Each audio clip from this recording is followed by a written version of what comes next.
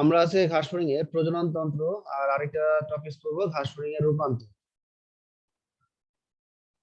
তো প্রজনন তন্ত্র, ঘাস ফড়িং মূলত একলিঙ্গ প্রাণী। স্ত্রী ঘাস ফড়িং এর উদরের পশ্চাৎ অংশ এবং অভিপজিটর দেখে সহজেই পুরুষ ঘাস ফড়িং হতে আলাদা করা যায়। আমরা বাহ্যিক গঠন পড়ানোর সময় এটা তোমাদের দেখিয়েছিলাম। তো পুরুষ প্রজনন তন্ত্র আর স্ত্রী ঘাস ফড়িং এর স্ত্রী প্রজনন তন্ত্র আছে। পুরুষ প্রজনন তন্ত্রে যে অংশগুলো আছে সেগুলো কি কি? মেডিয়ান লিগামেন্ট, শুক্রাশয়, ভাস ডিফারেন্স, সহায়ক গ্রন্থি, সেমিনাল ভেসিকল, ক্ষেপণ নালী, শিশ্ন। আমরা যদি পুরুষ প্রজনন তন্ত্রের লেভেলিং করে দেখি তা আমরা এখানে দেখতে পাবো। এখানে আমরা দেখতে পাচ্ছি মিডিয়ান লিগামেন্ট। মিডিয়ান লিগামেন্টের কাজটা হলো কি, নিচে দুইটা শুক্রাশয় আছে, এই দুইটা শুক্রাশয়কে একসাথে জয়েন্টেড রাখে মিডিয়ান লিগামেন্ট। শুক্রাশয়ের নিচে আমরা দেখব প্রতি শুক্রাশয় থেকে একটা নিচের দিক থেকে একটা নালী বের হয়, সেই নালীর নাম ভাস ডিফারেন্স। ঠিক আছে, এরপরে আমরা নিচে দেখব যে দুই ভাস ডিফারেন্স যেখানে মিলিত হয়েছে বা যেখানে উন্মুক্ত হয়েছে তার নাম ক্ষেপণ নালী। আর ক্ষেপণ নালীর কাছে আমরা দেখব কতগুলো সহায়ক গ্রন্থি আছে, এগুলো হলো সেই সহায়ক গ্রন্থি। ক্ষেপণ নালীর ওখানেই আমরা আরো একটা জিনিস দেখব, সেটার নাম হলো সেমিনাল ভেসিকল। এই যে একটা পেঁচানো নালী আমরা দেখতে পাচ্ছি, এটা হলো সেমিনাল ভেসিকল। এরপর আমরা দেখব এক ক্ষেপণ নালীর শেষ প্রান্তে দুইটি শিশ্ন, এটাকে বলা হয় পুরুষের প্রজনন অঙ্গ। এই অঙ্গের মাধ্যমেই এরা কিন্তু স্ত্রী ঘাস ফড়িং এর সাথে যৌন সঙ্গমে লিপ্ত হয়। তো আমরা প্রথমে আসি শুক্রাশয়। আমরা একটু আগে বললাম এরা সংখ্যায় এক জোড়া এবং অন্ত্রের উপরে দুটি শুক্রাশয় একটি মিডিয়ান লিগামেন্ট দ্বারা পৃষ্ঠীয় প্রাচীরের সাথে সংযুক্ত অবস্থায় থাকে। শুক্রাশয় একগুচ্ছ ফলিকল দ্বারা গঠিত, আর ফলিকল হতে শুক্রাণু বা স্পারমেটোজোয়া উৎপন্ন হয়। শুক্রাশয়ে অসংখ্য সূক্ষ্ম নালিকা আছে, এই নালিকার নাম হলো ভাসা ইফারেন্সিয়া। এই সূক্ষ্ম নালিকা বা ভাসা ইফারেন্সিয়ার ভিতরে শুক্রাণু সংগৃহীত হয়। ভাস ডিফারেন্স তোমাদের একটু আগে দেখালাম যে প্রতিটি শুক্রাশয়ের শেষ প্রান্তে একটি করে লম্বা ও 12 নালী শুক্রাশয় হতে বের হয়, এদের ভাস ডিফারেন্স বলে, বা আমরা বলতে পারি বাংলায় শুক্রনালী। এরা শুক্রাশয় হতে বের হয়ে পশ্চাতে অগ্রসর হয়।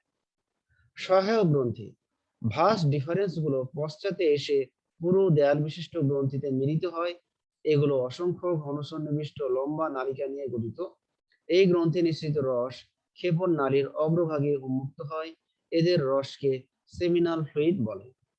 এই রসে শুক্রাণুগুলো নিমজ্জিত থাকে। ক্ষেপণ নালী আমরা ছবিতে দেখেছি একটু আগেই, উভয় পাশের ভাস ডিফারেন্স অন্ত্রের নিচে মিলিত হয়ে মধ্যরেখা বরাবর পেশিবহুল ক্ষেপণ নালী গঠন করে। সেমিনাল ভেসিকল, সহায়ক গ্রন্থির সাথেই এরা থাকবে, পেঁচানো লম্বা সেমিনাল ভেসিকল যুক্ত থাকে। শিশ্ন, ক্ষেপণ নালী যে প্রশস্ত সঙ্গম অঙ্গে উন্মুক্ত হয় তাকে শিশ্ন বলা হয়।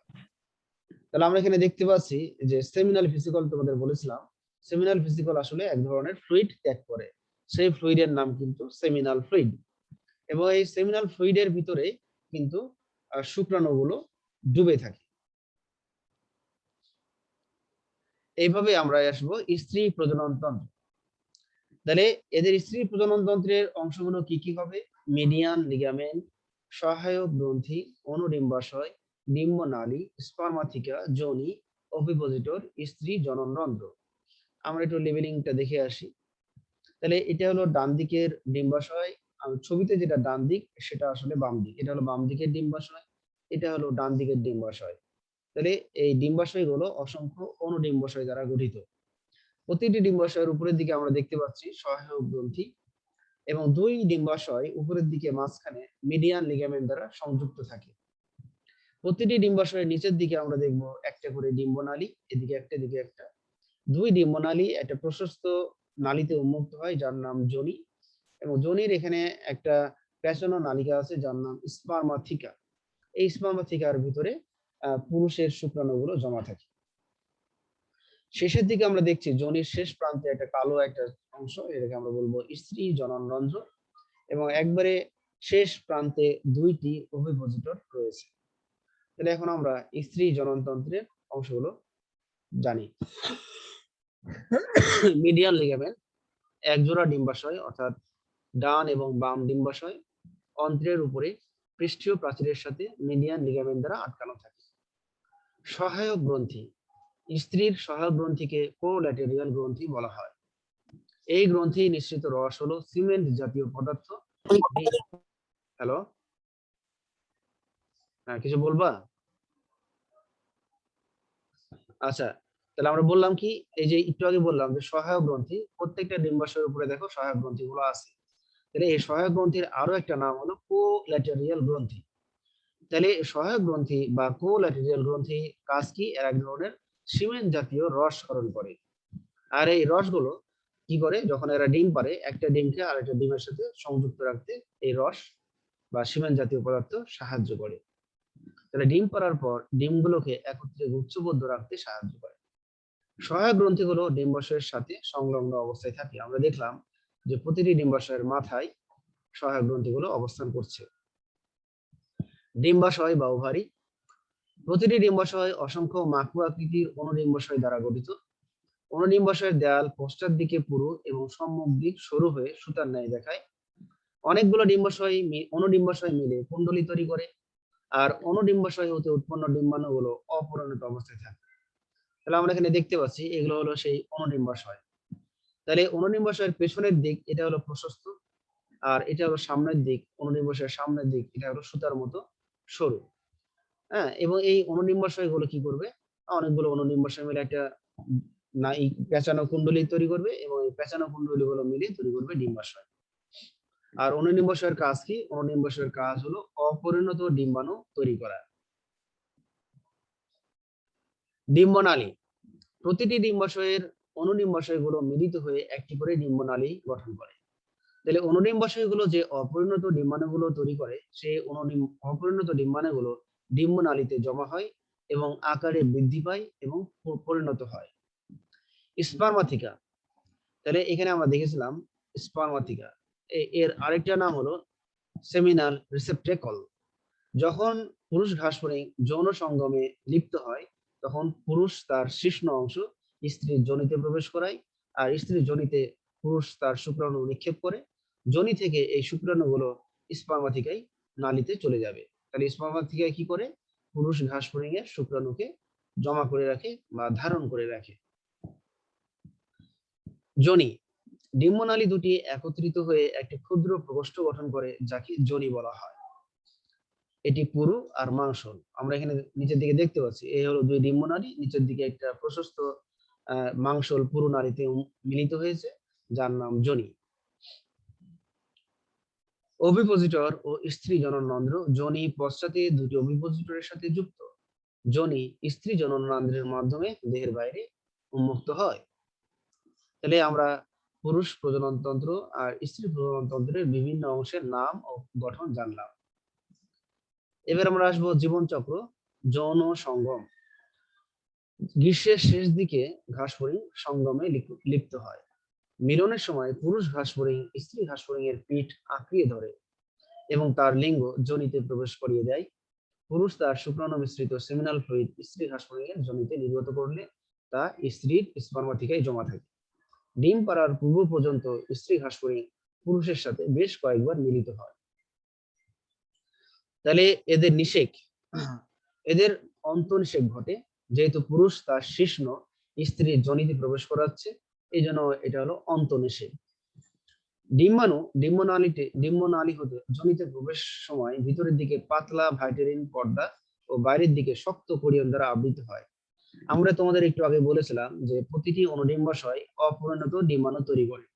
অপরিণত ডিম্বাণুগুলো অনুডিম্বাশয় হতে যখন ডিম্বনালীতে আসে তখন আকারে বড় হয় এবং পরিণত হয়, এবং এই ডিম্বনালী হয়ে যখন যোনিতে প্রবেশ করে ঠিক সে সময় কি হয়, আরো একটা গঠন তৈরি করে, অর্থাৎ ডিম্বাণুর চারপাশে দুইটি পর্দা তৈরি হয়। একটা ভিতরের পর্দা যার নাম হলো পাতলা ভাইটেলিন পর্দা, আর একটা হলো বাইরের পর্দা যার নাম হলো শক্ত কোরিয়ন। এবং কোরিয়ন নামক শক্ত পর্দায় ছোট্ট একটা সূক্ষ্ম ছিদ্র থাকবে যার নাম মাইক্রোপাইল। এইভাবে পরিপক্ক ডিম্বাণু স্পার্মাথিকার মুখ অতিক্রম করার সময় মাইক্রোপাইলের মাধ্যমে শুক্রাণু প্রবেশ করলে জাইগোট গঠিত হয়। তাহলে আমি আবার এখানে দেখাচ্ছি। তাহলে এই স্লাইডে তোমরা দেখতে পাচ্ছ স্ত্রী প্রজনন তন্ত্রের ছবি। তাহলে এটা হলো অনুডিম্বাশয়, এখানে অপরিণত ডিম্বাণুগুলো তৈরি হয়েছিল। এই অনুডিম্বাশয়গুলো আস্তে আস্তে ডিম্বনালীতে আসবে। ডিম্বনালীতে আসলেই এরা আস্তে আস্তে আকারে বড় হবে এবং পরিণত হবে। ডিম্বনালী থেকে ডিম্বাণুগুলো যখন যোনিতে প্রবেশ করবে ঠিক সে সময় আরো একটা গঠন তৈরি হবে, অর্থাৎ আবরণ। ডিম্বনালীর দুইটা আবরণ তৈরি হবে, ভিতরের দিকে পাতলা ভাইটেলিন পর্দা, আর বাইরের দিকে ডিম্বাণুর বাইরের দিকে একটা শক্ত কোরিয়ন পর্দা তৈরি হবে। এভাবে ডিম্বাণু পরিপক্ক হবে এবং শক্ত কোরিয়নে একটা ছোট্ট ছিদ্র সৃষ্টি হবে যাকে আমরা বলবো মাইক্রোপাইল। এভাবে পরিপক্ক ডিম্বাণুগুলো যখন স্পার্মাথিকার মুখ অতিক্রম করবে, কিন্তু স্পার্মাথিকা কি জমা করে আছে? শুক্রাণু। যখন এটা অতিক্রম করতে যাবে তখন স্পার্মাথিকায় থাকা শুক্রাণু বুঝতে পারবে যে ডিম্বাণু চলে এসেছে। তখন এখান থেকে শুক্রাণুগুলো বের হবে এবং ডিম্বাণু যে মাইক্রোপাইল ছিদ্র আছে সেই মাইক্রোপাইল ছিদ্র দিয়ে শুক্রাণুগুলো প্রবেশ করার চেষ্টা করবে। কিন্তু একটি মাত্র শুক্রাণু এই মাইক্রোপাইল ছিদ্র দিয়ে ডিম্বাণুর ভিতরে প্রবেশ করবে এবং শুক্রাণু ডিম্বাণুকে নিষিক্ত করবে। এইভাবে কিন্তু তারা জাইগোট তৈরি করবে। তাহলে আমরা এখানে দেখাচ্ছি এটা হলো যৌন মিলন, অর্থাৎ নিচেরটা স্ত্রী ঘাসফড়িং, উপরেরটা হলো পুরুষ ঘাসফড়িং। এবং তোমাদের বাহ্যিক গঠন যখন আমি পড়াই তখন আমরা বলেছিলাম যে পুরুষ ঘাসফড়িং এর তুলনায় স্ত্রী ঘাসফড়িং আকারে একটু বড় হয়, এবং স্ত্রীর যে ফিমার অর্থাৎ শেষের পায়ের যে ফিমার সেটা পুরুষের শেষের পায়ের ফিমারের চাইতে বেশ বড় আর মাংসল হয়। তাহলে আমরা সঙ্গম আর নিষেক শেষ করলাম, এবার আসবো ডিম পাড়া। তাহলে যখনই মিলন শেষ হলো, মিলনের পর থেকে স্ত্রী ঘাসফড়িং লম্বা আর বাদামি বর্ণে ডিম পাড়তে থাকে। ডিম পাড়া এদের শরৎকাল পর্যন্ত অব্যাহত থাকে।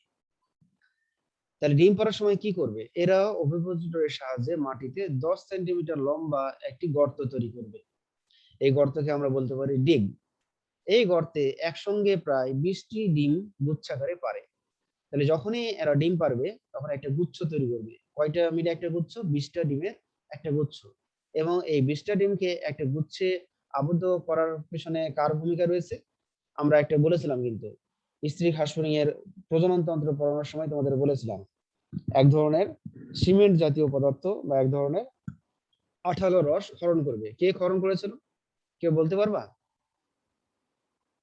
সহায়ক গ্রন্থি। সহায়ক গ্রন্থি বা কোল্যাটেরাল গ্ল্যান্ড বা কোল্যাটেরাল গ্রন্থি এই পদার্থ ক্ষরণ করে, যার কারণে গর্তে যখন এরা 20টা করে ডিম পারে 20টা ডিমের একটা গুচ্ছ তৈরিতে এই সিমেন্ট জাতীয় পদার্থ ভূমিকা রাখে। এইভাবে একটা গর্তে প্রায় 10টা গুচ্ছ তৈরি করে এবং প্রত্যেকটা গুচ্ছে আমরা জানি 20টা করে ডিম। এইভাবে মোট ডিমের সংখ্যা হয় 200টি। তাহলে ঘাসফড়িং প্রথমে তার এইভাবে অভিপোজিটর, এটা হলো তার অভিপোজিটর, অভিপোজিটর দিয়ে সে কি করেছে? মাটিতে একটা গর্ত তৈরি করেছে। এইভাবে গর্ত তৈরি করে আমরা এখানে দেখব যে এখানে অনেকগুলো ডিমের গুচ্ছ। তাহলে এখানে যে একটা গুচ্ছ, দুইটা গুচ্ছ, এইভাবে আমরা দেখব যে এখানে অনেকগুলো ডিমের কয়টা গুচ্ছ বলেছিলাম? 10টা।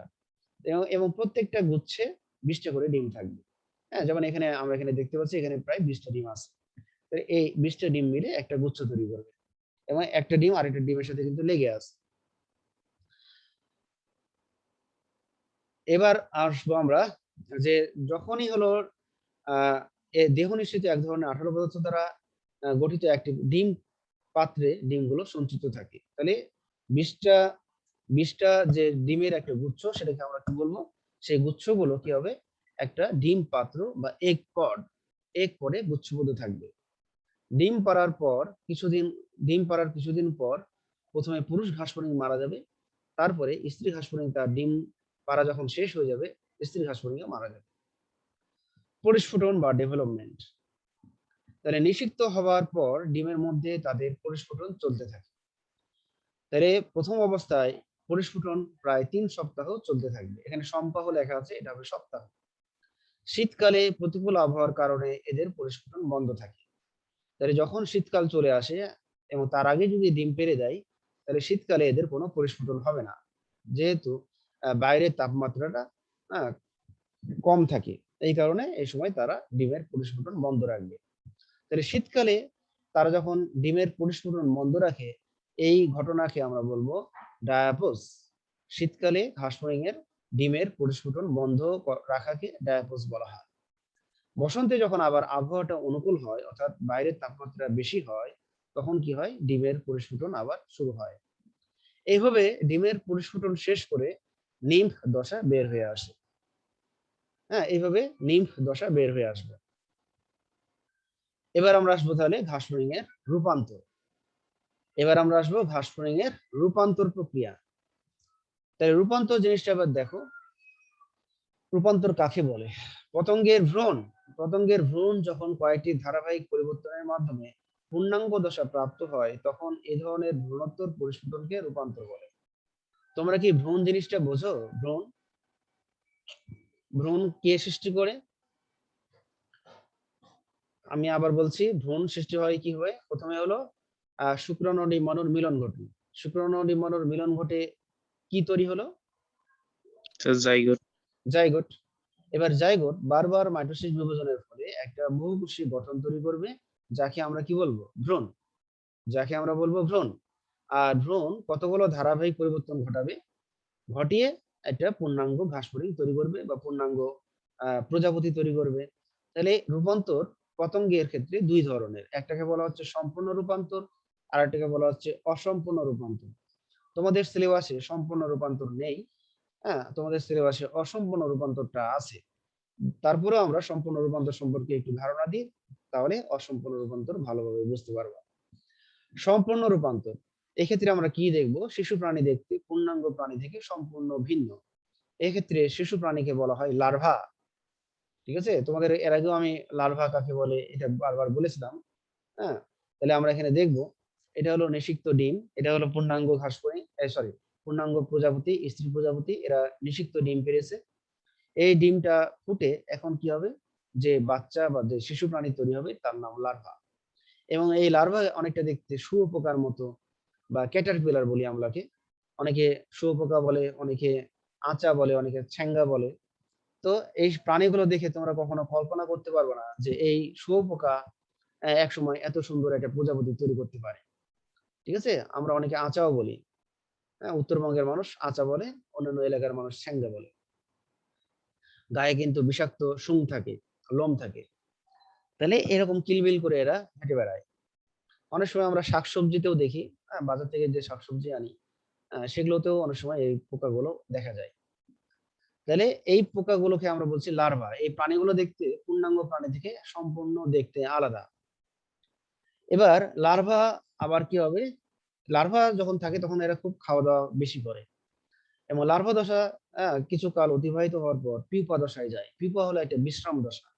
এই সময় এরা কোনো খাবার দাবার গ্রহণ করে না এবং দেহের চারপাশে একটা আবরণ তৈরি করে, সিস্ট আবরণ, প্রতিরোধক একটা আবরণ, যে বাইরের পরিবেশ থেকে ভেতরের গঠনটাকে সুরক্ষিত রাখে।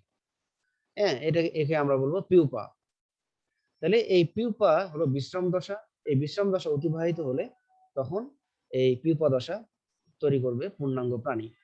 তাহলে এইভাবে যারা হলো সম্পূর্ণ রূপান্তর ঘটায়, তাদের জীবনচক্রে 4টা দশা পার হওয়ার মাধ্যমে, আহ 4টা না 3টা দশা পার হওয়ার মাধ্যমে পূর্ণাঙ্গ প্রাণীতে পরিণত হয়। এটা হলো নিষিক্ত ডিম, লার্ভা, শুকিট, দেন অ্যাডাল্ট। এবার আসবো অসম্পূর্ণ রূপান্তর।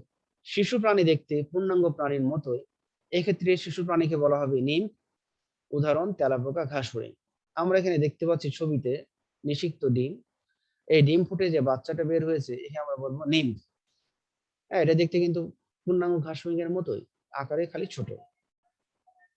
এরকম এই যারা অসম্পূর্ণ রূপান্তর ঘটায়, জীবনচক্রে কয়েকবার নিম দশা ঘটায় এবং নিম দশা অতিক্রম করে এরা পূর্ণাঙ্গ প্রাণী সৃষ্টি করে, যাকে আমরা বলবো পূর্ণাঙ্গ ঘাস ফড়িং বা ইম্যাঙ্গো বলতে পারি। তাহলে পূর্ণাঙ্গ দশাকে আমরা ইম্যাঙ্গো বলবো। তাহলে এদের দশাগুলোর নাম কি? একটা হলো ডিম, নিষিক্ত ডিম, একটা হলো নিম, দেন অ্যাডাল্ট প্রাণী বা ইম্যাগো। আমরা এখানে দেখতে পাচ্ছি যে ঘাস ফড়িং এর অসম্পূর্ণ রূপান্তরের একটা চিত্র দেখতে পাচ্ছি। এখানে হলো প্রথম নিম, দ্বিতীয় নিম, তৃতীয় নিম, চতুর্থ নিম, পঞ্চম নিম, এটা হলো পূর্ণাঙ্গ ঘাস ফড়িং। তাহলে এদের কয়বার নিম দশা হয়? 5 বার। তাহলে 5 বার যদি নিম দশা হয় তাহলে খোলস মোচন হবে কয়বার? 5 বারই। ঠিক আছে, 5 বার নিম হয়, তাহলে প্রত্যেকবার নিম তার খোলস মোচন প্রক্রিয়া সম্পন্ন করে পরের নিম্ফে চলে যায়, আবার পরের নিম আবার খোলস মোচন করে পরের নিম্ফে চলে আসে। এইভাবে আমরা দেখবো। তাহলে আমরা এখানে বলবো যে নিম্ফের বৈশিষ্ট্যটা হলো কি? তাহলে নিম্ফ মানে কি? যে শিশু ঘাস ফড়িংকে নিম্ফ বলা হয়। অর্থাৎ নিষিক্ত ঘাস ফড়িংয়ে নিষিক্ত ডিম ফুটে যে শিশু বাচ্চাটা সৃষ্টি হয় তার নাম নিম্ফ। নিম্ফের আকৃতি হবে ছোট, দেখতে পূর্ণাঙ্গ দশার ন্যায়, ডানা থাকবে না, মস্তক তুলনামূলকভাবে বড়, অ্যান্টিনা খাটো এবং অসম্পূর্ণ প্রজননতন্ত্র থাকে। এদের নিম সবুজ উদ্ভিদ খেয়ে দ্রুত বৃদ্ধি পেতে থাকে। বৃদ্ধির সময় দেহের কাইটিন নির্মিত অনমনীয় খোলসটি বারবার পরিত্যক্ত হয়। এই ধরনের খোলস ত্যাগকে নির্মোচন বা মোল্টিং বা এগডাইসিস বলা হয়। তাহলে ঘাস ফড়িং এর খোলস মোচন প্রক্রিয়াকে আমরা বলবো মোল্টিং, নির্মোচন বা এগডাইসিস, বা আরেকটা বলতে পারি খোলস মোচন প্রক্রিয়া। এবং যে খোলসটা তারা পরিত্যাগ করবে সেই পরিত্যক্ত খোলসকে আমরা বলবো এক্সুভি। এই টার্মগুলোতে আমরা মনে রাখবো। খোলস মোচন প্রক্রিয়ার নাম এগডাইসিস, মোল্টিং বা খোলস মোচন বা নির্মোচন, আর পরিত্যক্ত খোলস বা ত্যাগকৃত খোলসকে বলবো এক্সুভি। দুই নির্বাচনের মধ্যবর্তী দশাকে আমরা বলবো ইনস্টার। একবার খোলস মোচন হবে, দেন আরেকবার খোলস মোচন হবে, তার মাঝখানের যে দশা তাকে বলবো ইনস্টার। এদের নিম পূর্ণাঙ্গ দশা প্রাপ্তির ক্ষেত্রে 5 বার খোলস ত্যাগ করে, এবং নিম হতে পূর্ণাঙ্গ বা রূপান্তরিত পূর্ণাঙ্গ দশাকে আমরা বলবো ইম্যাগো। এদের রূপান্তরের সময় যেসব পরিবর্তন সংঘটিত হয় সেগুলো হলো: ডানা গজাবে, জননাঙ্গ পরিণত হবে, দেহ ক্রমশ সবুজ বর্ণ ধারণ করবে, দেহের আকার বড় হবে। আমরা যদি এটা দেখি, প্রথম যে নিম, সেখানে আমরা দেখব যে প্রথম নিম্ফের বৈশিষ্ট্যগুলো কি কি বলেছিলাম? কারো মনে আছে? আকৃতি কেমন ছিল? ছোট। আকৃতি ছিল ছোট, অ্যান্টিনা গুলো ছিল খাটো, মস্তক তুলনামূলকভাবে বড় থাকবে, ডানা থাকবে না, প্রজনন অঙ্গ অপরিণত থাকবে। এইভাবে এই নিম্ফ দ্বিতীয় নিম্ফে যাচ্ছে। মাঝখানে দশকে আমরা বলবো প্রথম নিষ্ঠা। তাহলে এই দ্বিতীয় নিম্ফে যখন যাবে তখন আবার কি হবে? প্রত্যেকটা অংশই একটু করে বড় হবে। এখানে অ্যান্টিনা বড় হয়েছে, তারপর হলো মাথা আর একটু বড় হবে, তারপরে হ্যাঁ আমরা তৃতীয় নিষ্ঠার ক্ষেত্রে দেখব কালো একটা অংশ দেখতে পাচ্ছি বক্ষের এখানে। এই কালো অংশটা আসলে আসলে উইং প্যাড বা ডানা প্যাড। এই ডানা প্যাড কি করবে? ভবিষ্যতে ডানা তৈরি করবে। এইভাবে আবার আকৃতিতে বড় হবে প্রত্যেকটা অংশ। দেন আবার আরেকটু অংশ আমরা এখানে 4 নম্বর নিম্ফে দেখছি আরো একটু বড় হয়েছে, এবং ডানা প্যাডটাও আরেকটু বড় হয়েছে। এইভাবে আমরা 5 নম্বর নিম্ফে দেখব যে ডানা প্যাড থেকে সম্পূর্ণ ডানা তৈরি হয়ে গেছে। এবং প্রজনন অঙ্গ যখন ডেভেলপ হবে, অ্যান্টিনা যখন পূর্ণাঙ্গ দৈর্ঘ্যে ফিরে আসবে, তখনই তাকে আমরা বলবো ইম্যাগো বা পূর্ণাঙ্গ ঘাস ফড়িং। তাহলে এইভাবে আমরা যখন পূর্ণাঙ্গ দশা পাবো তখন ডানা সৃষ্টি হবে, জননাঙ্গ পরিণত হবে, দেহ ক্রমশ সবুজ বর্ণ ধারণ করবে এবং দেহের আকার বড় হবে। তাহলে এইভাবে আমরা ঘাস ফড়িং এর নিম্ফ থেকে পূর্ণাঙ্গ দশা পাবো। তাহলে ঘাস ফড়িং এর জীবন চক্রে আমরা কয়বার নিম্ফ দশা দেখলাম? 5 বার। 5 বার। ঘাস ফড়িং এর খোলস মোচন প্রক্রিয়ার নাম কি? স্যার, মাল্টিং অথবা খোলস এগডাইসিস নির্মোচন। বা নির্মোচন বা খোলস মোচন।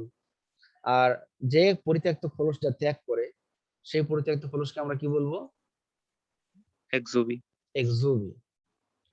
এইভাবে আমরা দেখব যে ঘাস ফড়িং এ রূপান্তরে হরমোনের ভূমিকা। যে ঘাস ফড়িং যে নিম্ফ দশা থেকে পরিণত দশায় বা ইম্যাগোতে পরিণত হলো, তার ক্ষেত্রে ঘাস ফড়িং এর কতগুলো গ্রন্থি আছে, আর এই গ্রন্থিগুলো কিছু হরমোন ক্ষরণ করে, আর এই হরমোন মূলত রূপান্তরে ভূমিকা পালন করে।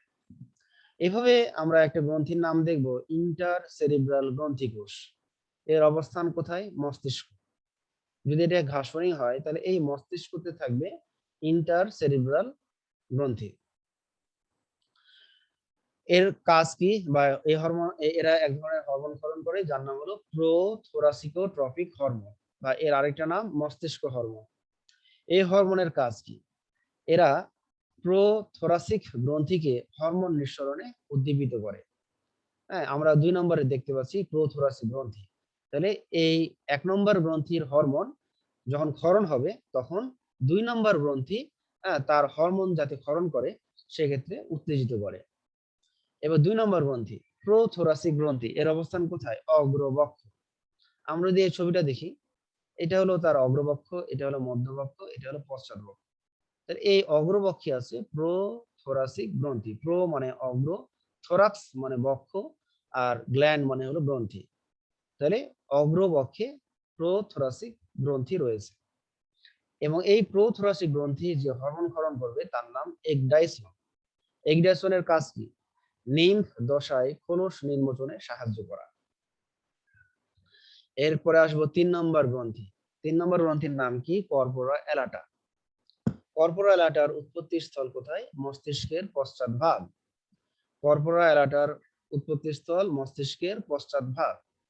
হরমোনের নাম, নিম্ফ দশায় একটা হরমোন ক্ষরণ করে জুভেনাইল হরমোন, আর পূর্ণাঙ্গ দশায় আরেক ধরনের হরমোন ক্ষরণ করে যার নাম গোনাডোট্রপিক হরমোন।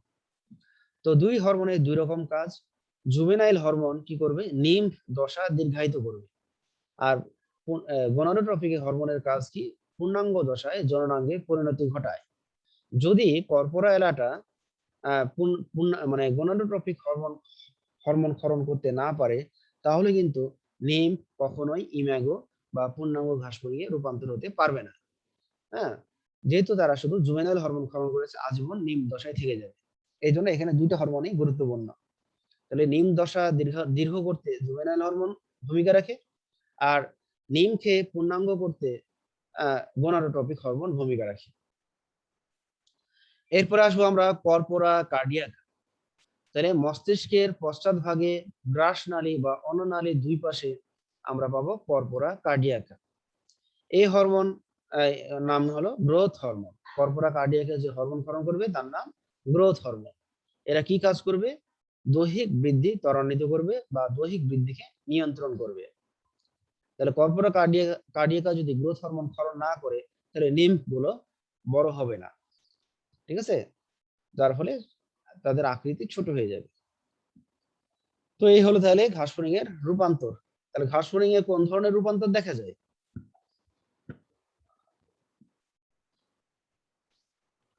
ঘাসফড়িং এ কোন ধরনের রূপান্তর দেখা যায়? সম্পূর্ণ না অসম্পূর্ণ?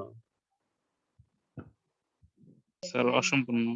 অসম্পূর্ণ। আচ্ছা, এখন ঘাসফড়িং আমরা পড়ছি, এখন একটু আমরা মানুষের কথা চিন্তা করি।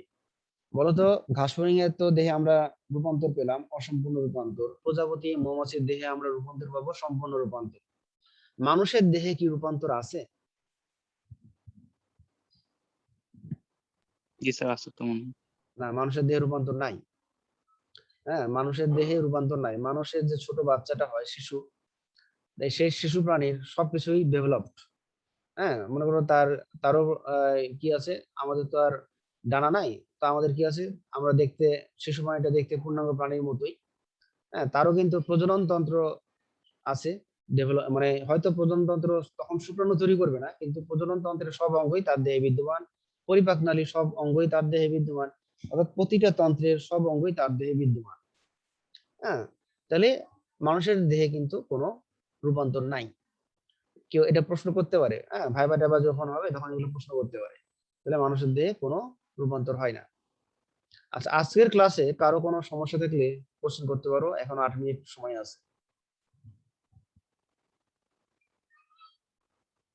না হলে কিন্তু আমার কিছু কোশ্চেন আছে, আমি কোশ্চেন করব।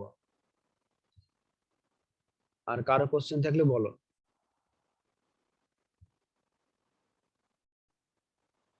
আমি এবার কোশ্চেন করি তাহলে।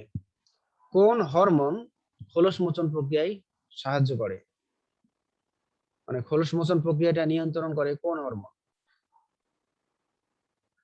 এটা কিন্তু খুবই একটা গুরুত্বপূর্ণ কোশ্চেন, এবং এটা বিভিন্ন প্রতিযোগিতামূলক পরীক্ষায় স্যার আসে। প্রোথোরাসিক গ্রন্থি থেকে। হ্যাঁ হ্যাঁ, প্রত্যাশিক গ্রন্থিটা বলেছো, গ্রন্থির নাম বলেছো, কিন্তু হরমোনটার নাম মনে আছে? স্যার হচ্ছে sir ecdysone hormone. Good good, ecdysone. তাহলে এগডাইশন হরমোন মূলত কি করবে? আহ, খোলস মোচন প্রক্রিয়া নিয়ন্ত্রণ করবে। আচ্ছা, নিম্ফ দশা দীর্ঘায়িত করতে একটা হরমোন ভূমিকা রাখে, তার নাম কি?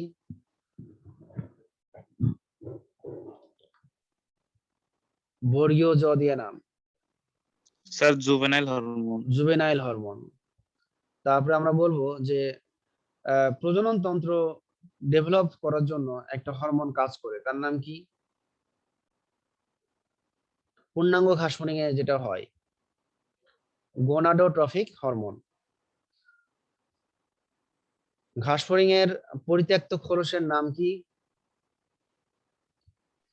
স্যার এক্সুভি।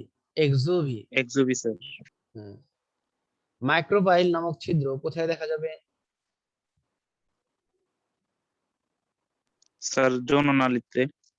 না, যৌননালীতে। আর কেউ? আব্দুল্লাহ আল মাহমুদ ছাড়া। আমি বললাম মাইক্রোপাইল নামক ছিদ্র কোথায় দেখা যাবে? ডিম্বাণু, পরিপক্ক ডিম্বাণু। পরিপক্ক ডিম্বাণু দুইটা আবরণ থাকে, ভিতরের পাতলা আবরণের নাম ভাইটালিন পর্দা, আর বাইরের শক্ত আবরণের নাম কোরিয়ন। তো ডিম্বাণুর বাইরের শক্ত যে আবরণ বা শক্ত যে ঝিল্লি, সেই ঝিল্লিতে মাইক্রোপাইল নামক সূক্ষ্ম ছিদ্র থাকে।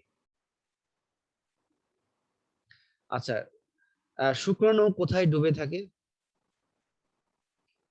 শুক্রাণু কোথায় ডুবে থাকে? সেমিনাল ফ্লুইডে। স্ত্রী ঘাসফড়িং তার শুক্রাণু কোথায় জমা রাখে?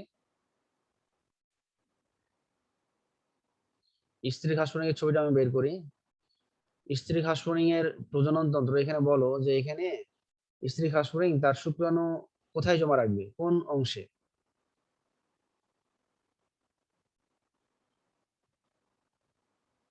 স্পার্মাথিকা। কোথায় জমা রাখবে? স্পার্মাথিকা। স্পার্মাথিকার আরেকটা নাম কেউ বলতে পারবা? স্পার্মাথিকার আরেকটা নাম আছে, সেমিনাল রিসেপ্টাকল। স্পার্মাথিকার আরেকটা নাম সেমিনাল রিসেপ্টাকল। আচ্ছা, আমরা স্ত্রী ঘাসফড়িং এর ছবি এখানে আছি। বলতো স্ত্রী ঘাসফড়িং এর কোন গ্রন্থি? ও, বলেই দিলাম অ্যান্সার। হ্যাঁ, তাহলে কোন, তাও দেখি বলো। স্ত্রী ঘাসফড়িং এর কোন গ্রন্থি সিমেন্ট জাতীয় পদার্থ বা রস ক্ষরণ করে? কোন গ্রন্থি?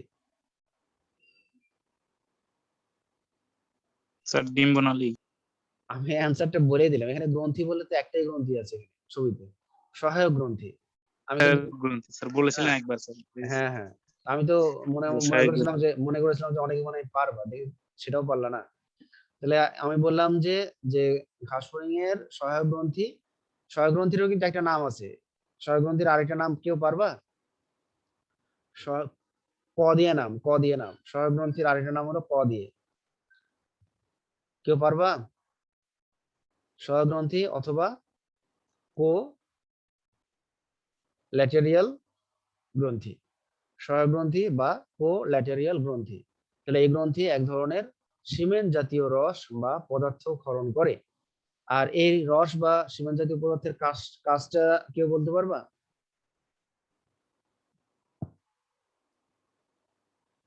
সহায়ক গ্রন্থি নিঃসৃত স্যার রস। হ্যাঁ বলো। স্যার ওই ঘাসফড়িং স্যার যে ডিম পারে স্যার ওইগুলো স্যার গুচ্ছে কাটে।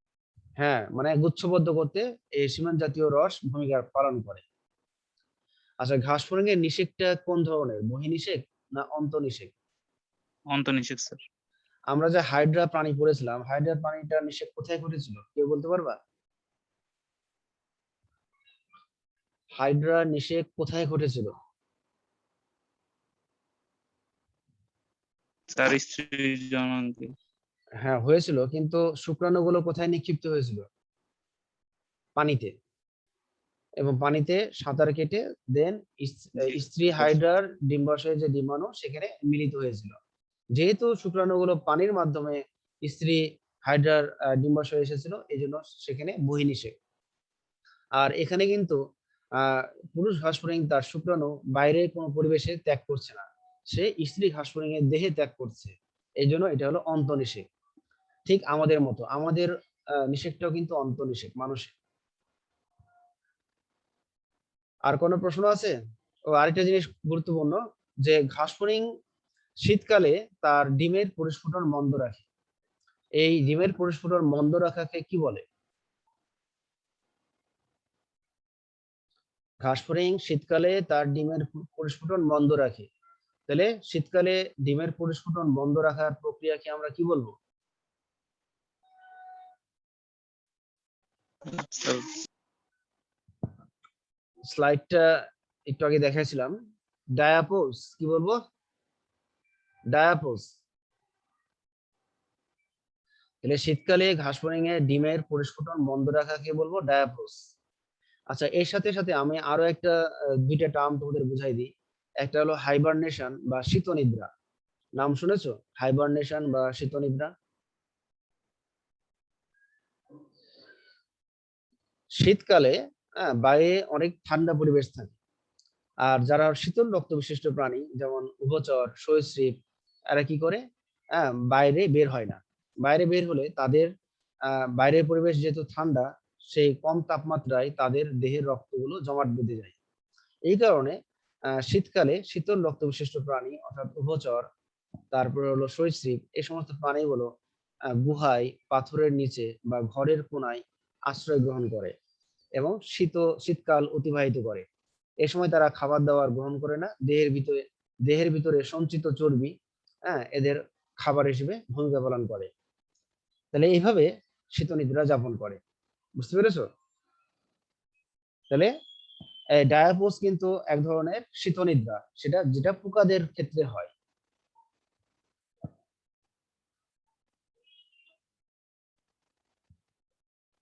তো তাহলে আজকে ক্লাস তাহলে শেষ করছি, যারা এখনো নাম লেখো নাই লিখে দাও। তো সবাই ভালো থাকো। খোদা হাফেজ।